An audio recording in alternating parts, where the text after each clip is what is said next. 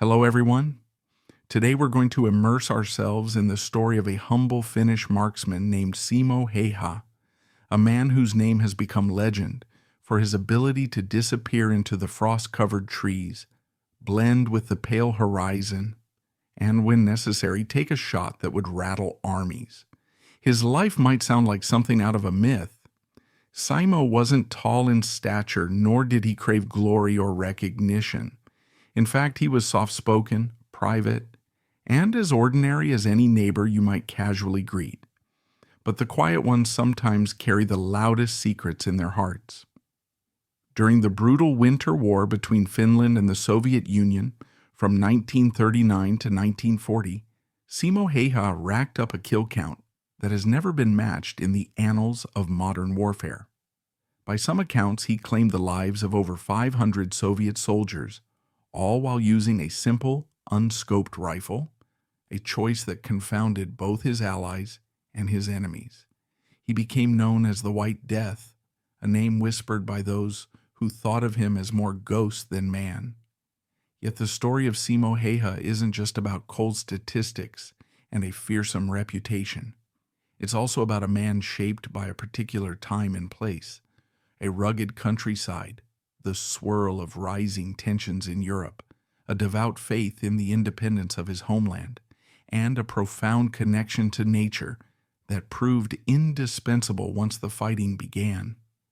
In the next half hour or so, let's journey together through the forests of Karelia, the blizzards of Finnish winter, and the life of the man at the center of it all. Along the way, we'll uncover seldom-told anecdotes about his upbringing, his personal resilience, and the deeper reasons he was able to accomplish feats that still leave military historians in awe. In 1905, when Simo Häyhä was born, Finland had been under the rule of the Russian Empire, though the Finns had their own language and sense of national identity. Life in the rural Finnish countryside was simple but tough. Daily chores demanded skill, and hunting was more than just a pastime. It was a means to put food on the table. Simo's childhood was defined by these rhythms of rural life. He grew up in Rautjärvi, near the southeastern border of Finland. With farmland stretching out on one side and dense forest on the other, he quickly learned how to handle a rifle. Early in the morning, he would be out with his father, practicing his aim on small game. He found that if he relaxed, steadied his breathing, and became one with the forest, he could line up a shot more precisely. This wasn't unusual for a Finnish boy of that region, but something about Simo stood out. Even from an early age, it seemed that shooting came naturally to him. He had an uncanny knack for reading the wind, the light, and the subtle shifts of his own body. He preferred a more hands-on approach rather than relying on fancy equipment. If a simpler approach worked, he stuck to it. Alongside that practical upbringing, Simo had a reputation as quiet and unassuming. Classmates from his youth recounted how he rarely boasted about any talent. He was the sort of person who might smile politely if someone asked about his latest hunting trip, never bragging about how many birds he'd taken down. But behind that understated manner was a disciplined mind. He enjoyed pushing himself, setting personal challenges, whether it was perfecting a ski run through the woods without making a sound or hitting a tiny target at an improbable distance. This self-imposed rigor formed the backbone of the discipline he would later display on the battlefield. The 1920s and 1930s were transformative years for Europe. Empires had fallen at the end of World War I, and new tensions simmered on the horizon. Finland had gained independence from Russia in 1917 following the upheaval of the Russian Revolution. Yet the shadow of the Soviet Union loomed large across the border.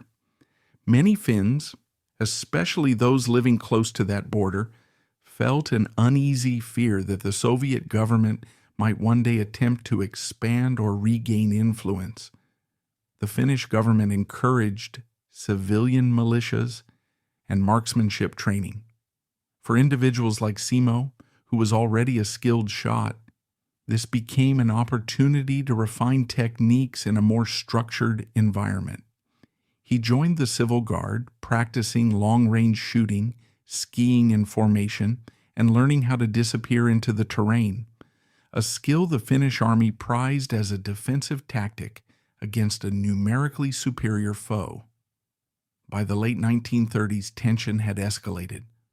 While much of the world watched with increasing anxiety as Germany and the Soviet Union made moves, Finland found itself particularly vulnerable. The land near the border was cold, forested, and scattered with lakes, territory that was extremely difficult for large mechanized armies to traverse. The Soviets, for their part, likely underestimated the Finnish ability to wage a guerrilla-style defense. It was against this backdrop that the Winter War erupted in November 1939, when the Soviets launched an invasion of Finland, believing a quick victory would follow. For the ordinary Finn, the call to arms felt like a fight for survival. The sheer mismatch in manpower and resources seemed impossible. The Soviet Union had over 1 million troops, thousands of tanks, and an air force that dwarfed Finland's. But the Finns had the advantage of their terrain, their morale, and soldiers who were intimately familiar with skiing, cold weather warfare, and stealth tactics. No one embodied that synergy of environment and soldier better than Simo Häyhä. When Simo arrived at the front, he found a world blanketed in deep snow. Temperatures often plummeted to -20 or even -30 degrees Celsius. Conditions could swing violently, with sudden snowfalls and gusting winds. Far from being a hindrance, Simo saw the elements as his ally. He would dress in a white camouflage suit, sometimes using white bed sheets sewn together to hide every inch of his uniform. He used a stock standard M/28-30 rifle, a variant of the Mosin Nagant favored by many Finnish soldiers.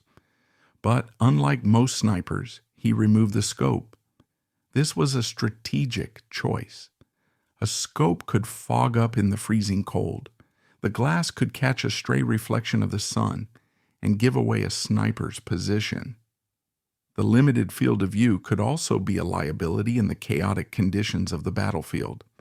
So Simo used iron sights, trusting in his own eyes, his sense of distance, and years of experience, hitting tiny targets in the forest.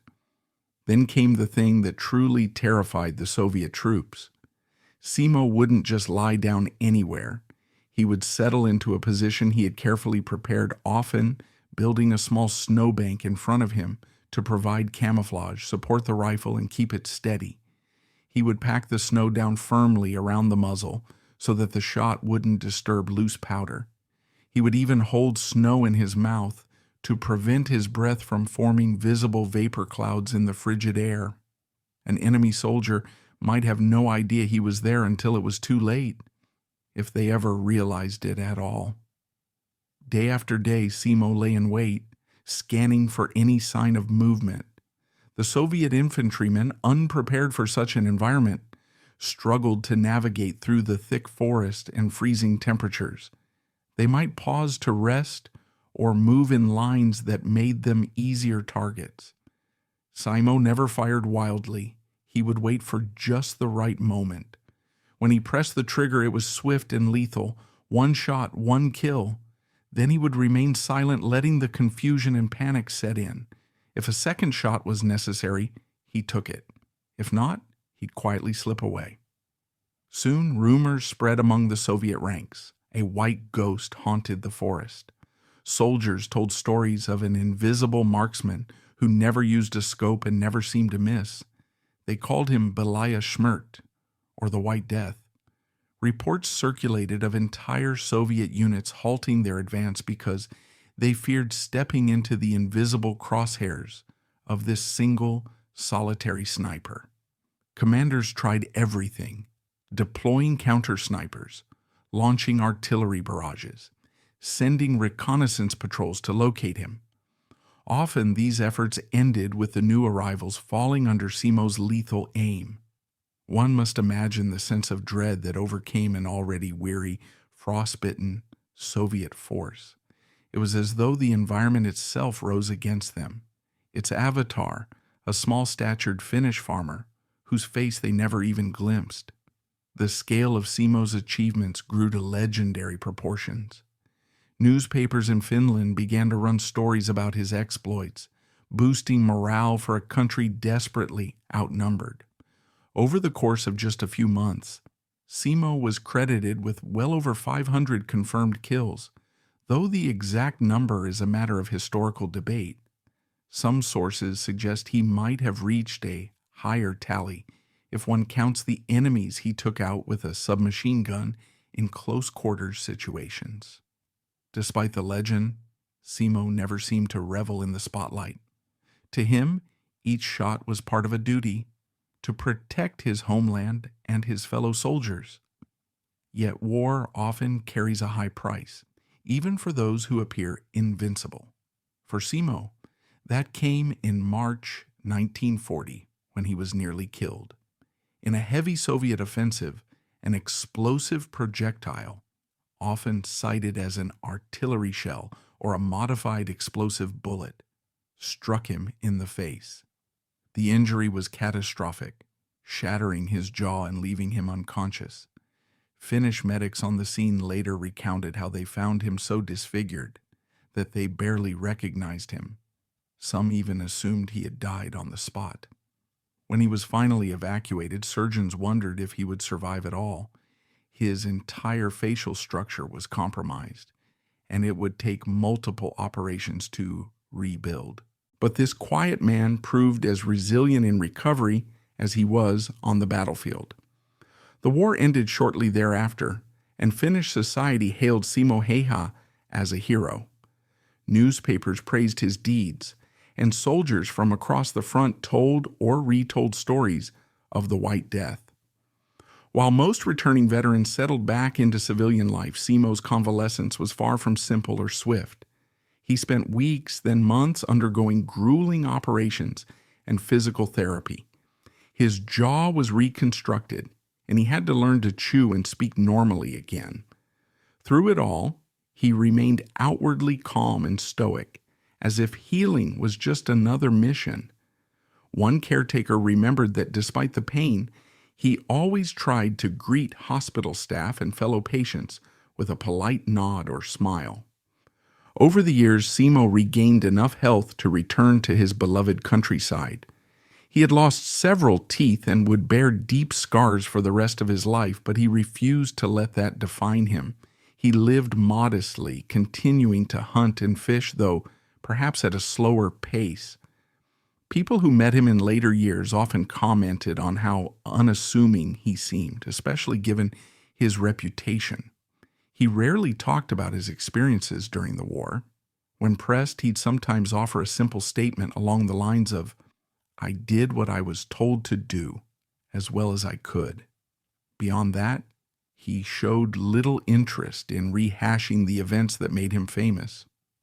One lesser-known anecdote came from a friend who visited him during the long, quiet summers near his farm. They would sit on the porch, sharing coffee, and the friend would occasionally ask about the White Death stories swirling around. Simo mostly shrugged them off, but one evening, after a few moments of silence, he explained that he never sought to be known for taking lives. What he valued most was his ability to protect his home, his family, his land, and his sense of Finnish identity. He expressed sadness at the loss of so many young men, Soviet and Finnish alike. This was one of the rare times he revealed a personal struggle. For all the bravado others might project upon him, at the end of the day, he was a man who had seen too much death. Such reflections underscore the moral weight carried by even the most celebrated soldiers. Simo's achievements were extraordinary, but they also came with a burden. After the war, he was often asked by aspiring hunters or marksmen how he became such a deadly shot. One story claims he told them to focus on staying calm under pressure, to trust their instincts, and most importantly, to know precisely why they were pulling that trigger. It wasn't enough to shoot well. You had to shoot with purpose. Meanwhile, historians, military experts, and journalists debated the specifics of Simo's tally and methods. Some questioned how a single soldier could rack up such a staggering count in such a short time. Others credited the brutal environment and the Soviet Army's lack of preparation. There were even suggestions that Finnish propaganda might have inflated Simo's numbers to boost morale. While it's true that war records can be imperfect, multiple military documents from the Finnish side do indicate that Simo's kills were carefully logged, and numerous veterans attested to witnessing or verifying his actions. Discrepancies might be explained by incomplete records or the chaotic nature of combat, rather than deliberate exaggeration. Curiously, Simo himself never made much of the debate. In the rare interviews he gave later in life, he reiterated that he did nothing extraordinary. He simply aimed and fired with his usual precision. That humility can feel disarming for those expecting a swashbuckling, larger-than-life personality, but it also hints at why he succeeded. Without ego or distraction, he could devote himself fully to each shot, each moment. Beyond his personal story, Simo Häyhä's legend has ripple effects that continue even today. Military academies around the world study the Winter War to glean lessons about asymmetric warfare. In particular, Simo's method of dressing in white, building a simple but effective snow fortification, and holding snow in his mouth to mask his breath has become almost mandatory reading in modern sniper training. Those who examine historical conflicts for tactical lessons often highlight that advanced technology isn't always the deciding factor. Knowledge of terrain, discipline, patience, and the psychological impact of a single unseen threat can sometimes outweigh tanks, artillery, and raw manpower. There are also broader cultural lessons to learn. The Winter War showed the world how a small, determined nation could resist a much larger aggressor by employing its strengths and environment effectively. Simo Häyhä became a symbol of Finnish grit, what many Finns call sisu, a word encapsulating courage, resilience, and the unyielding determination to overcome adversity. Simo was not a professional soldier seeking glory on a grand stage. He was a citizen defending his homeland with the skills he had honed in a simpler time. The moral dimension of that is profound. War is never romantic, but when individuals step up out of love for their community and land, their stories resonate. Interestingly, some controversies revolve around the moral implications. Even though Simo was protecting his homeland, some modern critics question the admiration he receives for killing so many. They argue that celebrating such a high number of casualties ignores the human cost of war. Others counter that the Soviet invasion was unprovoked and that Simo was merely safeguarding his country from an overwhelming threat. The debate can stir strong emotions, especially given how Simo himself rarely boasted about his feats. One might say the argument reveals more about how we grapple with the ethical dimensions of war than it does about Simo specifically. Another point of contention centers on the exact kill count. Historians wrestle with the fact that record keeping under intense combat conditions is never flawless. Some put his confirmed kills at 505 with a rifle, plus nearly 200 with a submachine gun, while others keep the number more conservative, around 259 or so, citing that confirmations may have been double counted. It's a frequent topic in books and documentaries, but even if we have the most commonly cited figure, Simo's track record would still stand out as remarkable, especially given how quickly it was amassed. In the years after the Winter War, Finland would be drawn into further conflict during the Continuation War, aligning with Germany against the Soviet Union in a desperate attempt to reclaim lost territory. Simo, however, spent much of that period recovering from his injuries and wasn't as active on the front lines. After the conflict concluded, Finland avoided occupation and maintained its independence, but at a significant cost in life and territory. The memory of the Winter War and Simo's role in it became emblematic of Finnish resolve. Over the decades, the legend of the White Death spread far beyond Finland's borders. Military historians and enthusiasts worldwide discovered Simo's story, seeing in it a lesson about how a single individual can influence the morale and tactics of an enemy force. Films, documentaries, and books sometimes portrayed him almost as a supernatural figure. In some dramatizations, the forests of Finland became an otherworldly realm of swirling snow, and Simo, a specter gliding through the drifts, rifle in hand. Soldiers have described him as a cautionary tale. Never underestimate the defender who knows every inch of the territory and is fueled by a deeply personal cause. But behind the myth was always the real Simo Häyhä, soft-spoken, stoic, and content with a simple life. He never showed interest in capitalizing on his fame. He didn't run for political office, didn't move into high military ranks, and didn't see himself as a legend. He was just Simo, the farmer who shot with iron sights. If pressed, he would share that he enjoyed spending time outdoors, communing with nature, and practicing the craft of marksmanship for sport rather than necessity. On those rare occasions he granted interviews, he often seemed slightly perplexed by the ongoing fascination with what he had done decades earlier. Yet that fascination endures for a reason. We are drawn to extremes, to the figure of a near-invisible sniper who can hold an entire army at bay. It sparks our imagination and challenges our assumptions about technology versus skill, about numbers versus heart. Simo's story also prompts deeper reflection about the personal cost of being so effective in war. He suffered a life-altering injury, faced intense pain, and bore the mental weight of having ended countless lives. Though he survived to the age of 96, living until 2002, he carried a piece of the Winter War with him always. His final years were spent quietly.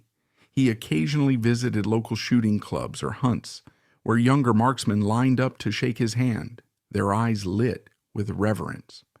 Some wondered if he would pass along secret tips. He rarely did. His advice was famously succinct. One of his most quoted lines to young shooters was, "Practice, keep calm, and shoot straight." It was both simple and profound, everything one needed to know condensed to a moment of clarity, not just about shooting, but about life. One rarely discussed aspect of Simo's experiences involves the time he spent reflecting on the tragedies of war. During his recovery, he reportedly spoke with other soldiers who were haunted by nightmares and regrets.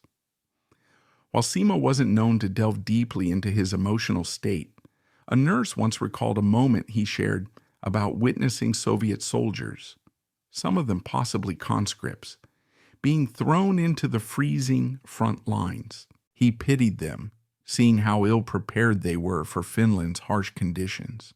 The pity did not stop him from taking necessary military action, but it did shape his belief that many of these men had no real desire to fight, just as he had no desire to kill. It was a sobering acknowledgement that war doesn't always pit villains against heroes.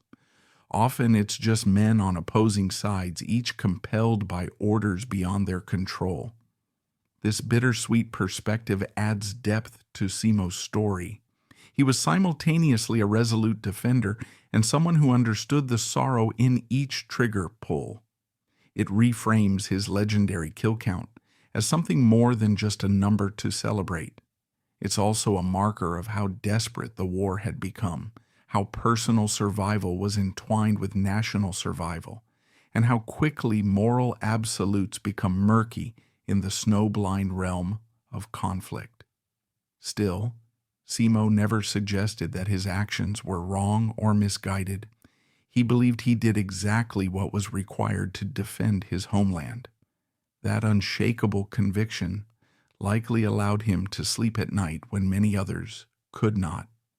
In the broader sweep of military history, snipers often occupy a unique psychological space. Their role is surgical, to remove threats with minimal ammunition and maximum precision. They operate in silence and stealth, waiting for the perfect shot. The best snipers, like Simo Häyhä, become one with their environment, immune to distractions, thoroughly disciplined in mind and body. This mental fortitude, combined with formidable skill, can create legends that outlive the chaos of war. But rarely has a sniper become as mythic as Simo did, especially one who fought in such an extreme climate and overcame such remarkable odds. The controversy surrounding the glorification of snipers versus the condemnation of violence is always going to follow a figure like Simo Häyhä. He stood at the crossroads of necessity and skill, a simple man who matched wits and patience against an entire invading force. In that sense, he's a historical paradox, lauded for a skill that inherently involves ending lives. Yet the Finnish perspective, especially among those who lived through that era, sees Simo's role as an example of unwavering defense, not an offense. He embodied the collective Finnish will to endure, to hold ground against an overwhelming foe, and to do it all with quiet determination. It's also worth noting that Simo wasn't the only formidable Finnish sniper during the Winter War. Others, including female volunteer snipers, contributed to the surprisingly effective resistance. But his numbers, unique approach, and nearly supernatural reputation set him apart. Coupled with the near-fatal facial injury he suffered, which offered an almost heroic arc of rising, falling, and partially resurrecting, his personal narrative resonated on a deeper emotional level.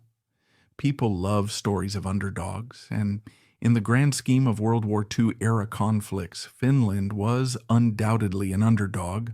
Simo became the face of that spirit, albeit somewhat reluctantly. By the time he reached his later years, Simo had lived through multiple major shifts in Finland's political and economic landscape. He watched as modern technology changed warfare drastically, from rifles with advanced optics to drones and satellites. Yet he seemed content with the notion that the core principles of marksmanship hadn't changed: patience, discipline, and controlling one's breath. On some occasions, younger soldiers or journalists asked him what made him the deadliest sniper in history. He would often redirect the conversation, but one recollection from a visitor indicates that Simo believed it was his rural upbringing, rising before dawn to hunt in near silence, practicing time and again until hitting a target was second nature, that gave him an edge. The White Death was forged not in a formal sniper school, but in the quiet of Finnish fields and forests. Looking at the long-term impact, Simo's legacy continues to fascinate the world. Movies, documentaries, and YouTube videos describing his exploits attract millions of views. There's a certain cinematic flair to his story, a lone figure in white camouflage against the infinite whiteness of a Finnish winter, patiently eliminating threat after threat, seemingly invulnerable until a single devastating injury. The ending, too, holds a poignant lesson. He didn't die young on the battlefield, forever frozen in time as a war hero. He lived to 96, carrying scars both visible and invisible, outliving many of his peers. People who approached him in his final years described him as cheerful, occasionally even playful, especially around dogs or talking about nature. He had settled back into the humdrum rhythms of rural life, as if the war was a distant chapter. And yet that chapter defined his place in history, overshadowing everything else he might have achieved.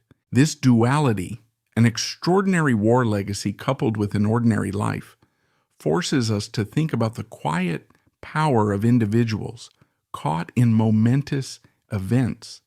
Whether you consider him a hero, a lethal instrument of war, or simply a testament to the extraordinary capabilities of a well-trained soldier, his story compels respect. It reminds us that behind every statistic is a real person, molded by culture, environment, and personal conviction. Simo's example highlights that sometimes the greatest feats of war are performed not by lavishly equipped super soldiers, but by modest men or women deeply familiar with the land they protect. By the time we're done contemplating these questions, we realize Simo Häyhä's story is about much more than record-breaking marksmanship. It's about courage in the face of overwhelming odds, the quiet dignity of a life lived close to nature, and the intense personal cost of becoming a legend. So perhaps the next time you find yourself in a snowy landscape at dawn, when the world around you lies still and unblemished, remember the unassuming soldier who once made that silence his realm, turning each heartbeat into a testament of resolve.